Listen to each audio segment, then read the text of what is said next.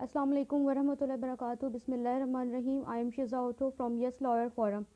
So today the topic is to study now Order 18 of Civil Procedure Code 1908 यानी कि hearing of the suit and examination of witness. So most important जो topic है यहाँ पे इस order से जो concern करता है वो examination of witnesses है कि examination of witnesses actually होगी कैसे, इसके क्या manner है, क्या इसके order हैं और फिर ये सिविल कोर्ट में कैसे हो सकता है या डिस्ट्रिक्ट कोर्ट में कैसे हो सकती है, जो है वो एविडेंस किस तरह चलते हैं, या फिर अपेलेट फॉरम पे जिसमें अपील अलाउड होती है तो फिर वहाँ पे कैसे एविडेंस जो है वो रिकॉर्ड किए जाते हैं या एग्जामिनेशन ऑफ विटनेसेस कैसे होती है। तो ये सारा ऑर्डर 18 जो है हमारा उसी चीज़ से कंसर्न करता है। सो लेट्स स्टडी कि ऑर्डर 18 एक्चुअली है क्या। अब रूल 1 और 2 और 3 जो है वो हेयरिंग ऑफ द सूट से जो है वो डील करते हैं। अदरवाइज जितने भी सारे हैं 4 से जो स्टार्ट होते हैं इसके रूल वो सारे एग्जामिनेशन ऑफ विटनेसेस से कंसर्न करते हैं, यानी कि उससे डील करते हैं, उसके बारे में आपको बताते हैं। सबसे पहले इसका रूल 1 है वो एक्चुअली कहते क्या है कि यानी कि राइट टू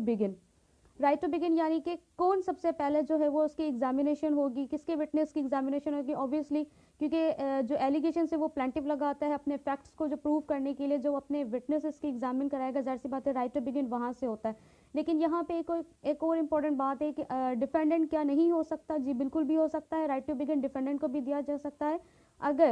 अगर उसने कोई प्रिमिनली इशू रेस कर दिया है against the maintainability of the suit, या फिर सारे जो भी इश्यूज हैं वो रिलाई करते हैं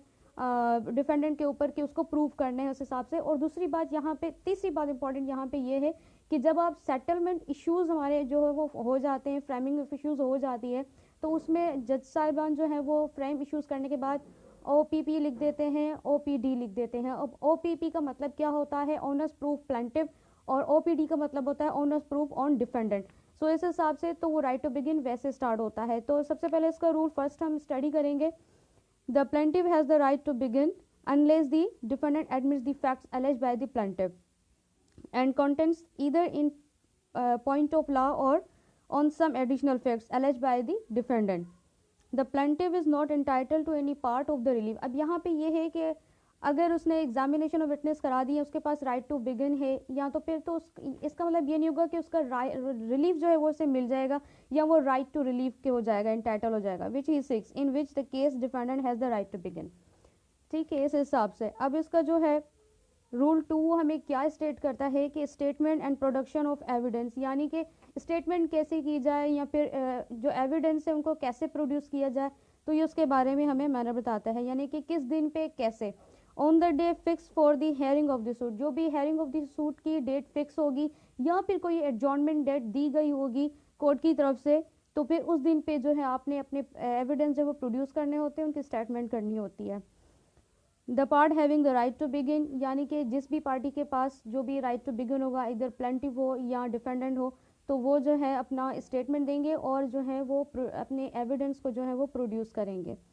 शैल स्टेट हिज केस, अपने पूरे केस को स्टेट करेंगे सबसे पहले कि उनके साथ एक्चुअली इशू क्या है, क्या फैक्ट्स हैं उनके, क्या फिगर्स हैं। फिर उसके बाद produce is evidence in support of the issues, यानी कि उस इश्यूज से जो रिलेवेंट इश्यूज़ हैं, रिलेवेंट फैक्ट्स हैं, उनके ही जो है ना रिलेवेंट विटनेसेस या एविडेंस अपने प्रोड्यूस करेंगे। इररिलेवेंट इश्यूज़ के ऊपर वो एविडेंस जो है वो प्रोड्यूस नहीं कर सकते, या उनसे अगर एविडेंस हटके हैं तो भी वो उनकी एडमिसिबिलिटी इन द कोर्ट में नहीं होगी। Which is bound to prove, यानी कि जिससे जो है वो बाउंड टू प्रूव हो, उसको साबित करने के लिए। The other party shall then state his case, या जो प्लेंटिफ होगा या फिर प्लेंटिफ के बाद अगर उसने प्लेंटिफ ने स्टेट कर दिया अपना केस और अपने एविडेंस प्रोड्यूस करी, तो फिर नेक्स्ट पार्टी, अदर पार्टी, जो एडवर्स पार्टी जो है डिफेंडेंट, वो जो है अपना केस स्टेट करेगा, फिर अपने एविडेंस प्रोड्यूस करेंगे। ठीक है, उस हिसाब से इसको हम दोबारा पढ़ते हैं। The other party shall then state his case and produce his evidence if any, अगर उसके कोई एविडेंस है तो वो प्रोड्यूस करेगा, and may then address the court generally on the whole case. ठीक है, फिर इसका रूल सब रूल 3 है। The party beginning may then generally on the reply on the whole case, यानी कि उसके पास राइट टू रिबर्टेबल है और रिप्लाई भी कर सकता है उसके ऊपर, अगर डिफेंडेंट कोई ऐसी मतलब अपना एविडेंस प्रोड्यूस कर देता है या क्या, या फिर उसके ऊपर बात करता है, तो इस लिहाज से। अब जो इसका रूल 3 है, यानी कि एविडेंस इन सेवरल इश्यूज, अब ये मैनर बताता है जहाँ पे एक इशू नहीं बहुत सारे इश्यूज हैं तो उनके ऊपर एविडेंस कैसे लीड किए जाते हैं। ठीक है, where there are several issues the burden of some proving of some of which lies on the other party. The party beginning में it is option either produces evidence on those issues, यानी कि अपने जो evidence है वो produce कर दे, witnesses ला दे या कोई डॉक्यूमेंट ला दे, उस हिसाब से उनके ऊपर ला दे, और रिजर्व इट बाय, या तो इसको फिर रिजर्व करे, रिजर्व कैसे करे, it by way of answer to the evidence produce by the other party, जब अदर पार्टी अपने एविडेंस प्रोड्यूस करे तो वो जो है वो रिजर्व कर ले, उनको फिर रिप्लाई देने के लिए अपने एविडेंस प्रोड्यूस करे, यानी कि जहाँ पे सेवरल इश्यूज होंगे उनकी बात हो रही है, ठीक है। And in the later case the party beginning may produce his evidence on the issues after the other party has produced his evidence, as I have told you here, and the other party may then reply specially, फिर जो other party होगी क्या वो खामोश नहीं, उसको उसके पास भी एक अपॉर्चुनिटी है कि वो उसको रिप्लाई करे उन एविडेंस के ऊपर, जब वो पहले वाली पार्टी उसको जो है वो अपने एविडेंस प्रोड्यूस करे, इसको हम कह सकते हैं कि इन अ वे ऑफ आंसर, ठीक है, उसके ऊपर। So produce by the party beginning, but the party beginning will then be entitled to reply generally on the whole case, फिर जो पार्टी जो है बिगनिंग वो अपने पूरे केस के ऊपर जनरली जो है वो रिप्लाई कर सकती है। अब बात आती है एग्जामिनेशन ऑफ विटनेस की। एग्जामिनेशन ऑफ विटनेस होंगे कैसे, उसकी जगह क्या है, उसकी डेट क्या है, उसका मैनर क्या है, सो लेट्स स्टडी हियर। और दूसरी बात यहाँ पे मैं आपको इंट्रो देती चलूँ कि क्या सिर्फ कोर्ट के अंदर जो विटनेसेस हैं उनको बुलाया जा सकता है, उन्हीं की सिर्फ एग्जामिनेशन हो सकती है, अगर कोई बंदा इतना बीमार है और वो नेसेसरी है कि उसकी एग्जामिनेशन हो सके थ्रू दी कोर्ट, तो फिर उसके लिए क्या क्राइटेरिया, उसके लिए क्या हमारे पास मैनर है, या कोई ऐसी पर्दा नशीन औरत है तो क्या वो कोर्ट में जाहिर हो सकती है, या उसके लिए भी कोई एक एग्जाम्पशन है या नहीं है, या कोई इसके लिए कोई और प्रोसीजर हमारे सिविल प्रोसीजर कोड जो है हमें देता है, या तो फिर कोई ऐसा पब्लिक ऑफिसर या कोई भी ऐसा गवर्नमेंट ऑफिसर जो कि वो नहीं आ सकता इन पर्सन, उसकी एग्जामिनेशन कोर्ट में नहीं हो सकती, तो उसके लिए क्या क्राइटेरिया है हमारे पास, हमें लॉ क्या उसके लिए रेमेडी प्रोवाइड करता है। और दूसरी बात, एक बंदा जो इस प्रोविंस के अंदर नहीं है तो फिर उसकी एग्जामिनेशन होना भी बहुत ज़रूरी है, वो नहीं है तो फिर उसकी कैसे होगी, रहता पाकिस्तान में है लेकिन दूसरे प्रोविंस में रहता है, उसके लिए क्या प्रोसीजर होगा। और एक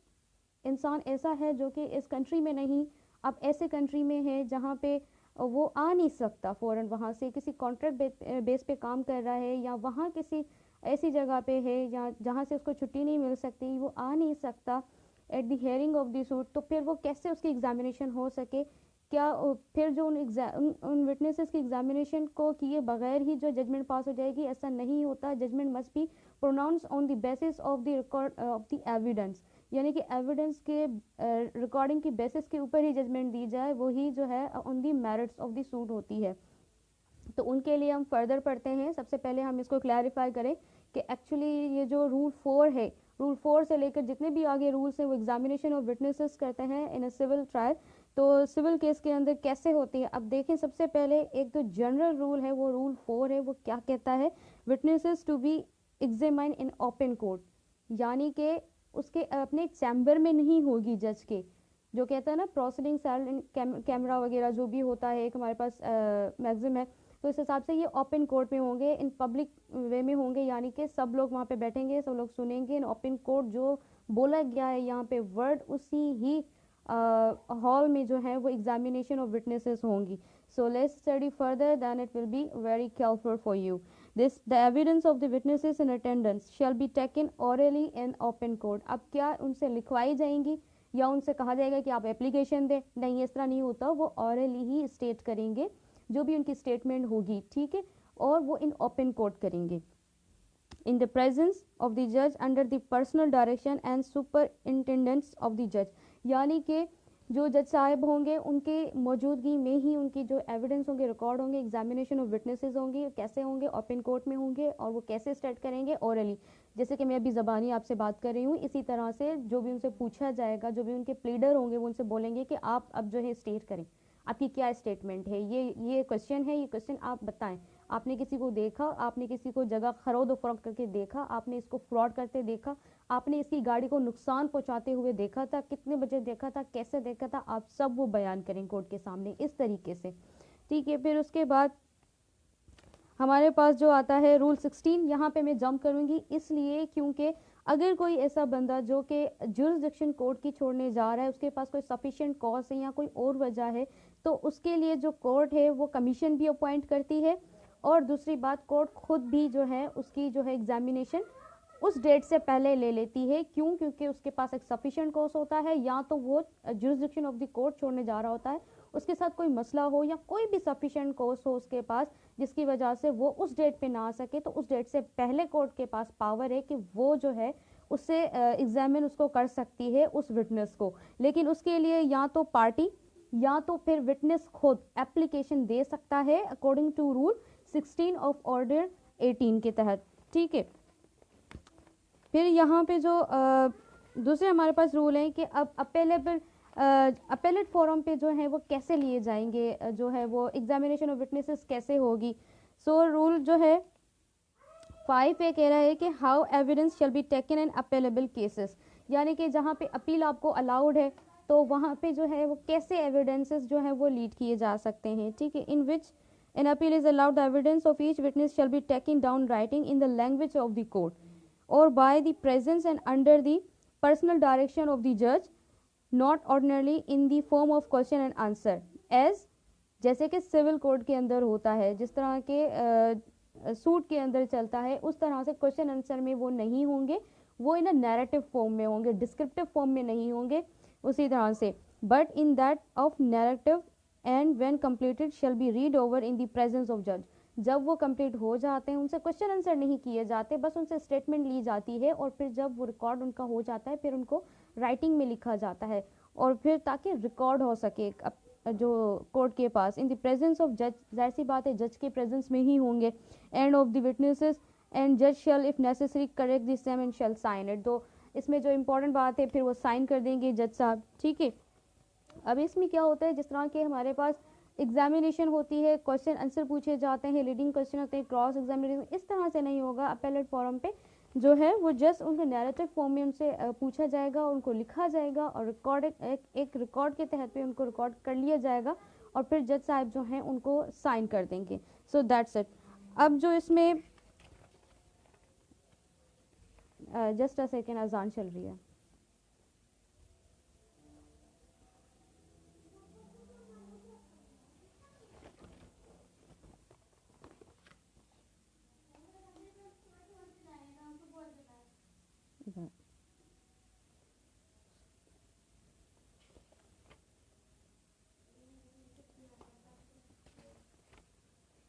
अच्छा, अब जो एग्जामिनेशन ऑफ विटनेसेस है, सबसे पहले हमें जो है इसमें जो है वो हमें क्राइटेरिया एक मैनर नहीं बताया गया है, इसमें सिंपली बताया गया है कि एग्जामिनेशन ऑफ विटनेसेस जो है वो सिविल कोर्ट में कैसे होगी और एग्जामिनेशन ऑफ विटनेसेस जो है वो अपेलेट फॉरम पे कैसे होगी, वो नैरेटिव फॉर्म में इन जस्ट उनको थोड़ा उसको क्या कह सकते हैं हम, एक शॉर्टली वे में बताया गया है कि ज़्यादा नहीं बताया गया। अब इसका जो रूल 10 है वो हमें बताता है, यहाँ पे लिखा नहीं गया कि क्रॉस एग्जामिनेशन, लेकिन any particularly question and answer में बी टेकन डाउन, यानी कि अगर कोई पार्टी क्वेश्चन करना चाहती है। अब यहाँ पे ये जो रूल 10 है इसका ऑर्डर 18 का, वो ये कंसर्न करता है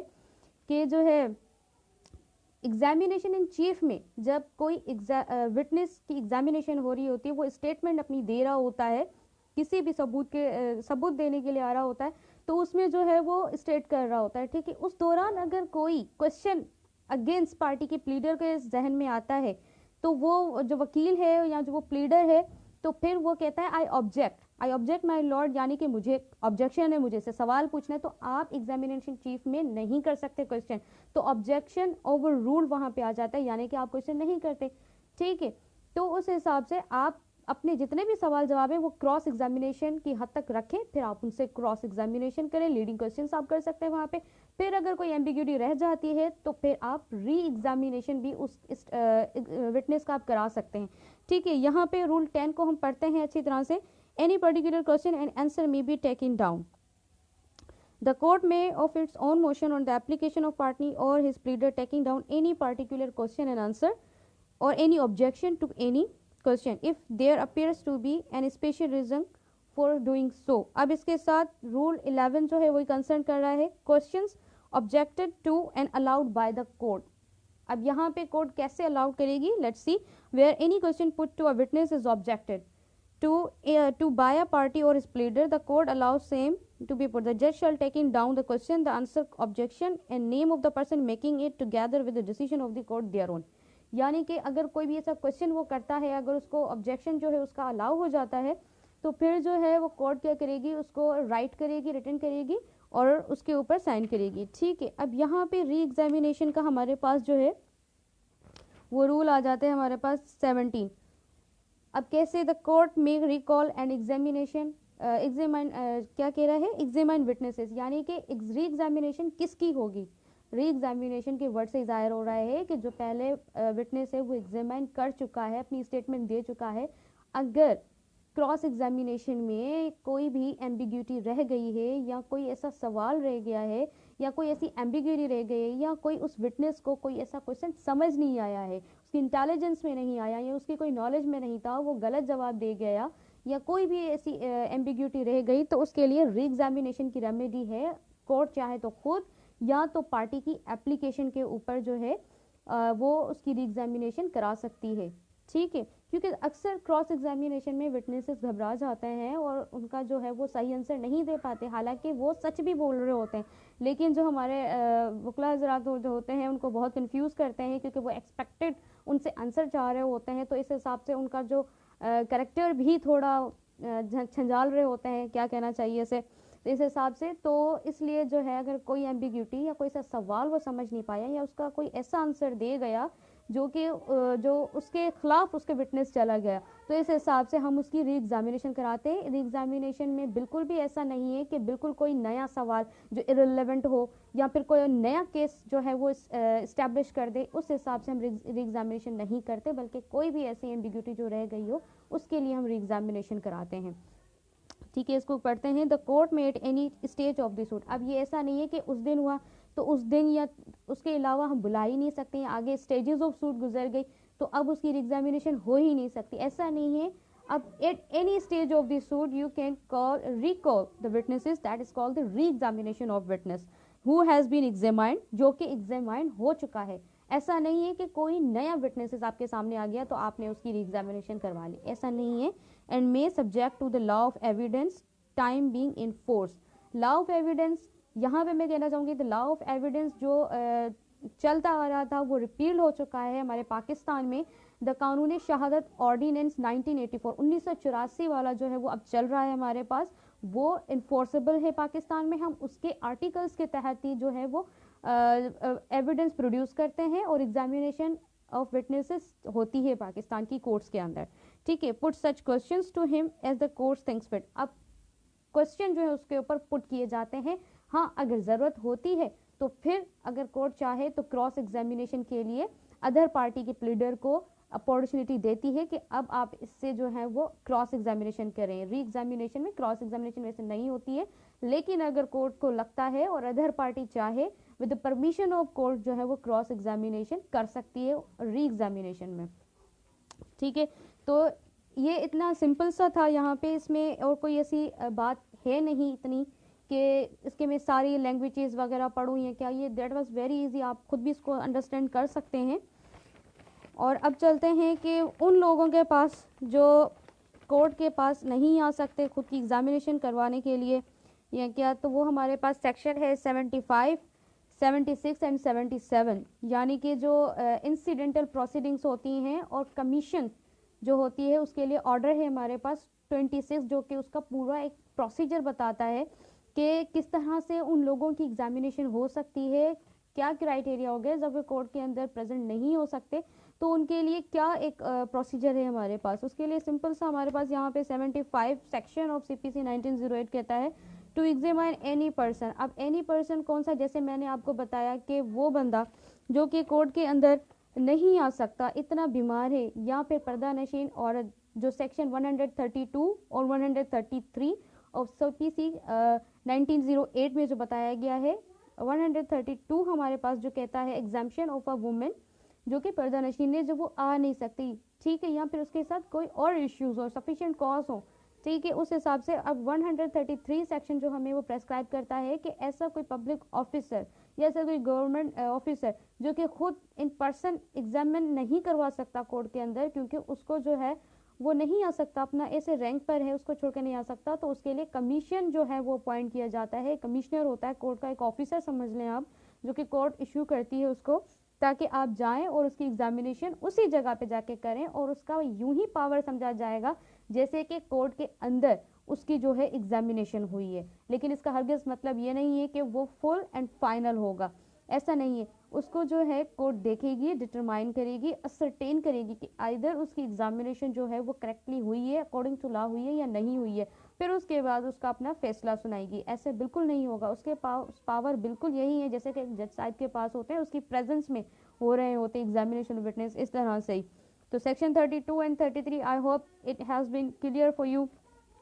और अब 76 जो है सेक्शन हमें ये कहता है कि commission to another court,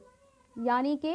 other province. Another court से मतलब ये कि उस कोर्ट की जुरिस्डिक्शन में वो बंदा नहीं रहता है, वो विटनेस, वो किसी और जुरिस्डिक्शन में रहता है, यानी कि वो इस प्रोविंस में नहीं। जैसे कि सिंध प्रोविंस है, उसमें जो है वो मुकदमा दर्ज हुआ है, लेकिन अब विटनेस की एग्जामिनेशन भी ज़रूरी है, वो यहाँ नहीं रहता, वो पंजाब में रहता है या बलूचिस्तान में रहता है, तो फिर उसकी जो है उस कोर्ट को ट्रांसफ़र की जाएगी, इशू किया जाएगा कमिश्नर, कमीशन जो है वहाँ पे अपॉइंट की जाएगी, फिर वो जो है कोर्ट उस हिसाब से उसकी एग्जामिनेशन कराएगी उस कमिश्नर के थ्रू, ठीक है। फिर उसके बाद हमारे पास सेक्शन 77 होता है, वो लेटर ऑफ रिक्वेस्ट। अब लेटर ऑफ रिक्वेस्ट यहाँ पे मतलब क्या कि फॉरेन कंट्रीज, यानी कि beyond the jurisdiction of Pakistan, जो भी कंट्री है, लेकिन उसके साथ एक बात यहाँ पे एक्सेप्शन है, ट्रीटी होना, रेसिप्रोकल ट्रीटी होना बहुत इंपॉर्टेंट है। जैसे कि यहाँ पे एग्जांपल देना चाहूँगी इंडिया का, अगर कोर्ट ने कोई ऐसा इशू कर दिया है कमीशन कि आप जाएं इंडिया में और जो है वो लेटर ऑफ रिक्वेस्ट वहाँ पे भेजा जाएगा कि भाई ये लेटर ऑफ रिक्वेस्ट है, आपकी जुरिस्डिक्शन में जो है ये हमारा विटनेस रहता है, हम इसकी एग्जामिनेशन थ्रू कमीशन करवाना चाह रहे हैं, तो आप इंडिया में नहीं करा सकते। क्यों? क्योंकि वो होगा ही नहीं, क्योंकि आपकी रेसिप्रोकल ट्रीटी उनसे है ही नहीं, इस हिसाब से वहाँ नहीं होगा। लेकिन अगर जो भी जिनके साथ आपकी रेसिप्रोकल ट्रीटी है, आप उन कंट्रीज़ में जाके, उन स्टेट्स में जाके आप जो है वो commission examination of witness through commission आप करा सकते हैं, ठीक है। अब जो 78 सेक्शन है, मैं इसको वो टच नहीं करूँगी। जब हम प्रोसीडिंग्स पढ़ेंगे, इंसिडेंटल प्रोसीडिंग्स, सप्लीमेंटल प्रोसीडिंग्स और भी प्रोसीडिंग्स है जितनी भी हैं, तो मैं उनके साथ ही इसको डिटेल में पढ़ूंगी, क्योंकि वो फॉरेन कंट्री से यहाँ पे लेटर ऑफ इशू जो हो वो आया होता है, हमारी तरफ से नहीं जा रहा होता, उन्होंने हमारे स्टेट के बंदे को एग्जामिन करना होता है एज अ विटनेस, वो उस हवाले से, तो उसको जो है फिलहाल रहने देते हैं, ठीक है। अब ऑर्डर 26 में है एग्जेम्प्टेड पर्सन, जैसे कि मैंने आपको बताया 132 section 133 keep in mind. And second thing, अब इसके अलावा भी बंदे होते हैं ऑर्डर 26 में, और भी बंदे होते हैं कि person on whose examination commission, किन बंदों की जो है वो एग्जामिनेशन कमीशन होगी, resident beyond the local limits of the jurisdiction of the court, ठीक है, who is about to leave such limit before the date, यानी कि जो बंदा जुरिस्डिक्शन ऑफ द कोर्ट में था लेकिन अब वो छोड़ने जा रहा है before the date of that examination of witnesses, ठीक है। तो कोर्ट उसमें क्या करती है, अब यहाँ पे एक इंपॉर्टेंट बात यह है कि वो कमीशन इशू नहीं भी करती है, ठीक है, क्योंकि इतना ज़रूर नहीं है, तो उसकी जो है वो एग्जामिनेशन पहले ही ले लेती है, कोर्ट के पास इनहेरेंट पावर है, वो ले लेती है, जैसे कि रूल 16 में हमने अभी पढ़ा ऑर्डर 18 के। अब इसका दूसरा जो है, any person in the service of the state who can not attend the court proceeding और who can not can be examined in person, तो उसके लिए जो है वो कमीशन इशू किया जाता है। कोई भी पब्लिक ऑफिसर, कोई भी गवर्नमेंट ऑफिसर जो कि इस रैंक पर है, जो कि प्रोविंशियल गवर्नमेंट जो है वो क्या कह सकते हैं हम, उसको रिकॉग्नाइज कर देती है और वो एक लिस्ट तैयार कर देती है, हाईकोर्ट में भेज देती है कि इन इन बंदों की जो है वो एग्जाम्पशन है कि उनकी एग्जामिनेशन ऑफ विटनेस ना हो सके उस हिसाब से। अब यहाँ पे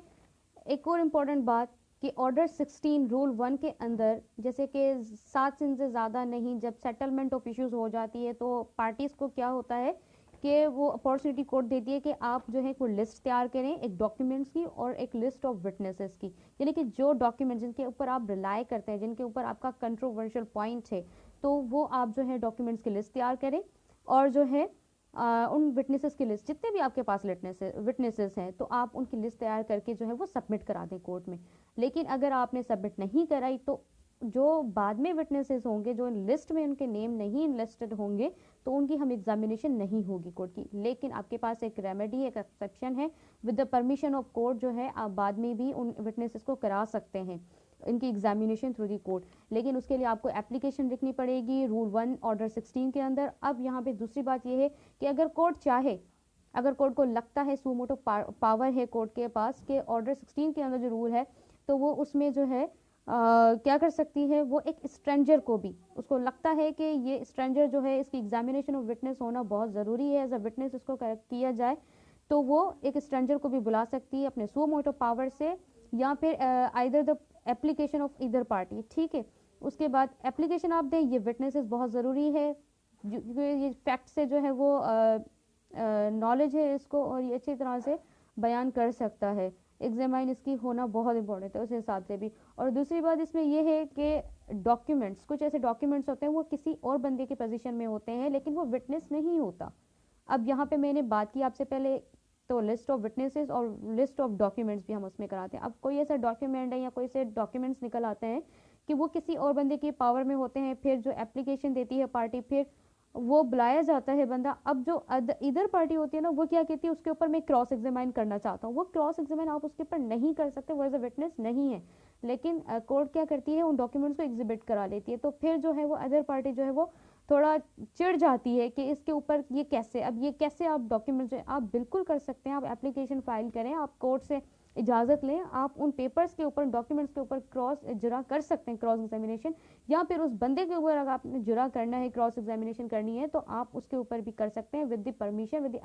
the by filing the application in the court. तो ये है मतलब जो है इसका मकसद ही यही है। इसका मतलब ये नहीं है कि अगर वो डॉक्यूमेंट्स प्रोड्यूस कराने आ गया तो नहीं, आप उसको एज अ विटनेस बॉक्स में खड़ा करके आप उसके ऊपर क्रॉस एग्जामिनेशन करना शुरू कर दें, ऐसा नहीं है। ठीक है, और जो है इसके अंदर आई होप ये क्लियर हो चुका होगा आपको कि सिविल प्रोसीजर कोड हमें ऑर्डर 18 में क्या समझा रहे थे, hearing of the suit, examination of witnesses होती है उसी दिन पे, या फिर कोर्ट कोई और डेट दे दे, एडजॉर्नमेंट की डेट देते हैं तो उस पर भी हो सकती है। अब यहाँ पे जो इम्पोर्टेंट बात ये है कि हमें जो है सीपीसी वो मैनर या ऑर्डर नहीं बताता कि एग्जामिनेशन ऑफ विटनेसेस होती कहते हैं, उसके स्टेजेस, उसके स्टेप्स नहीं बताती हमें। ठीक है, तो इसके लिए हमें कानूनी शहादत ऑर्डिनेंस 1984 में जाना पड़ेगा, आर्टिकल 130 टू 145। ठीक है, वो कंप्लीट आपको जो है प्रोसीजर प्रेस्क्राइब करता है एग्जामिनेशन ऑफ विटनेसेस की स्टेजेस को कि किस तरह से, और डॉक्यूमेंट्स को भी जो मैंने अभी बताया 134 आर्टिकल कानूनी शहादत ऑर्डिनेंस 1984 में वो आपको बताता है कि उनमें जो आप क्रॉस एग्जामिनेशन कैसे करते हो, क्योंकि उनमें तो आपको राइट है ही नहीं कि आप कैसे क्रॉस एग्जामिनेशन उसमें करें। ठीक है, और इसमें दूसरी बात यह है कि सबसे पहले जो स्टेज आता है वो एग्जामिनेशन इन चीफ, यानी कि जिसका भी राइट टू बिगिन होता है, जैसे अगर प्लेंटिफ है या इधर डिफेंडेंट है, तो सबसे पहले वो अपने विटनेस बॉक्स में आएगा, फिर अपने विटनेस को बुलाएगा, वहाँ पे जो कोर्ट के अंदर एक विटनेस बॉक्स होता है उसके अंदर अपने विटनेस को खड़ा करेगा, वो स्टेटमेंट देगा अपनी कि मैंने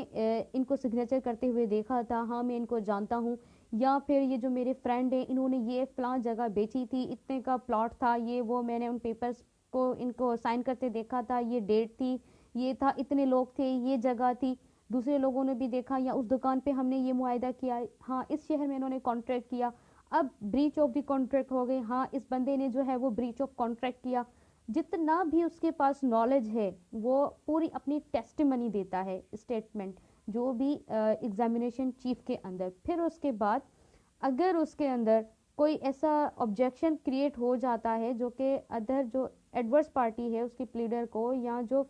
अपोजिट जो प्लीडर होता है वो कहता है कि आई ऑब्जेक्शन, ये जो भी स्टेट कर रहा है मुझे इससे ऑब्जेक्शन है, मैं इसे क्वेश्चन करना चाहता हूँ, तो अगर कोर्ट को लगता है तो वो ऑब्जेक्शन अलाउ कर देगी या ऑब्जेक्शन ओवर रूल कर देगी। तो फिर आपके पास है ना, आपके पास सेकंड स्टेज है वो क्रॉस एग्जामिनेशन की है। फिर जैसे ही वो अपनी टेस्टिमनी दे देगा, फिर उसी विटनेसेस से क्रॉस एग्जामिनेशन करता है अपोजिट प्लीडर, अपोजिट पार्टी का, ठीक है, डिफेंडेंट का या फिर प्लेंटिफ का, अगर राइट टू बिगिन डिफेंडेंट के पास है, तो फिर वो क्रॉस एग्जामिनेशन करता है। अब क्रॉस एग्जामिनेशन में एक्चुअली होता क्या है, लीडिंग क्वेश्चंस होते हैं। रीडिंग क्वेश्चंस क्या होते हैं कि ऐसा सवाल जिसका आंसर आप सजेस्ट कर सकें, यानी कि मैं ऐसा सवाल आपसे करूं कि मुझे जिसका आंसर आपसे मिल जाए, मैं सजेस्ट कर रहा हूं और या तवक्का रख रहा हूं, यानी कि एक्सपेक्टेड आंसर आपको मिल जाए।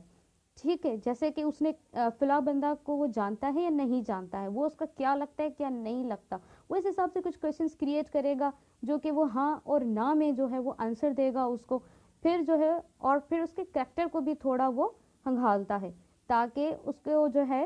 प्रूफ जो है वो सच जो है वो सामने आ जाए कोर्ट के अंदर। ऐसा नहीं है कि वो टेस्टिमनी कर गया तो बस वही सच है, उसी के ऊपर फैसला होगा, ऐसा नहीं है। तो क्रॉस एग्जामिनेशन जो है वो बहुत इंपॉर्टेंट और बहुत पावरफुल, बहुत स्ट्रांगली उसको खेलना होता है। तो वही आपके पास एक कह सकते हैं कि एक स्टेज होता है प्ले करने के लिए, जिससे आप अपना केस जो है वो इस्टेब्लिश कर सकते हैं और वो जीत सकते हैं आप। और फिर इसमें ये होता है कि सिर्फ फैक्ट्स तक ही कन्फाइंड नहीं रहना, यानी कि जो उसने टेस्टिमनी दी है सिर्फ वहाँ तक ही आपने कन्फाइंड, वहाँ तक ही आपने रेस्ट्रिक्ट नहीं रहना है क्रॉस एग्जामिनेशन में। आप और भी कुछ क्वेश्चंस कर सकते हैं, but relevant to the fact of the suit होने चाहिए, relevant to the fact of issue होने चाहिए। और इसमें जो दूसरी बात है, फिर जो है वो बैठ जाएगा, जितनी भी उसने क्वेश्चन करने होते हैं वो क्रॉस एग्जामिनेशन ख़त्म हो गई। फिर अगर